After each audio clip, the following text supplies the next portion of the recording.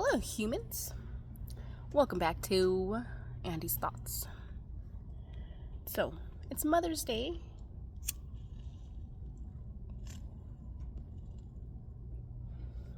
And here's this background story about the feminine mother lineage in my family, mother's side. It's insane to know or to think or to read or, it's insane that we as an egg are inside our mother when she is a fetal and she's inside her mother. So we have our grandmother's blood. We have our grandmother's trauma. But we also carry her grandmother's trauma because my mother was inside of her when she was a fetal inside her mother. And the generations just go like that, right? So, in my mother's lineage, starting off with my mom, her mother left her when she was about 2 years old. And she went to go live with her grandmother and her grandmother and her aunt, like back and forth. Then she had us, starting at 16, she had my sister, or 15, 16-ish. My sister was a good mom up until she had her last child, and she left her around 1.5, 2 years old. And now my mother takes care of her, and she was bouncing between my mother and my brother. So it's history repeating itself.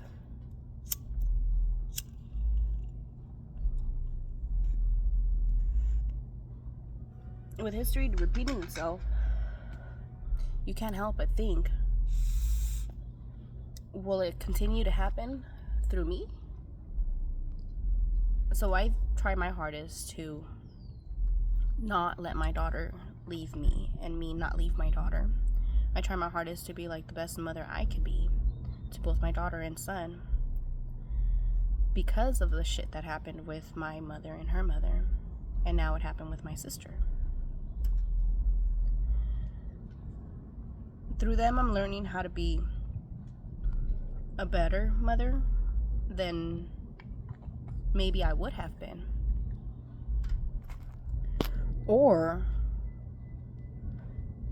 would I be an even better mother if I wouldn't see, if my mother wouldn't have gone through the trauma that she went through with her mother? Like, if that trauma wasn't in our DNA, would I be a better mother? And then it makes you think.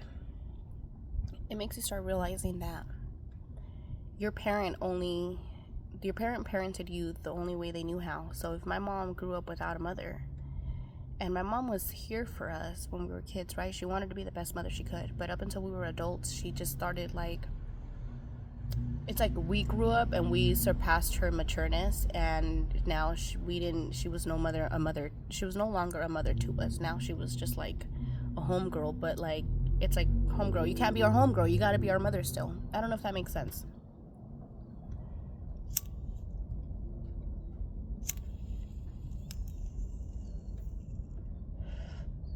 Me and my mother, I stopped talking to her a little bit because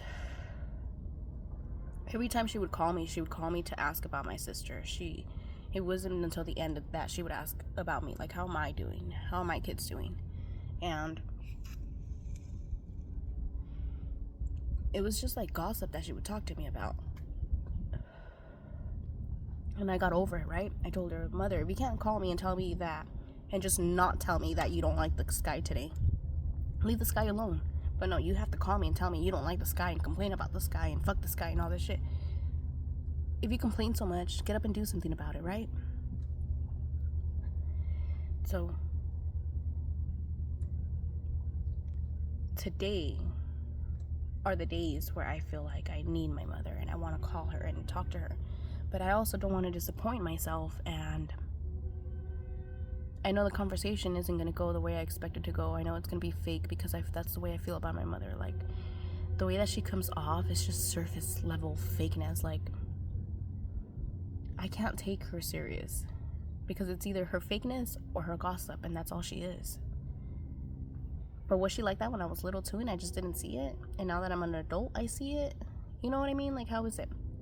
The little girl in me still loves my mom, and the little girl in me still wants to call my mom and tell her Happy Mother's Day, and I want to go buy her balloons and flowers and do all the high 9 yards. And it's really sad that I don't.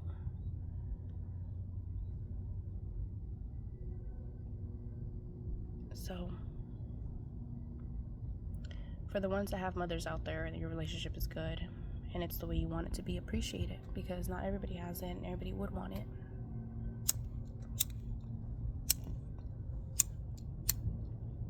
And all one can do is just sit here and be better for their children, not fuck up the way that their parents fucked up on them.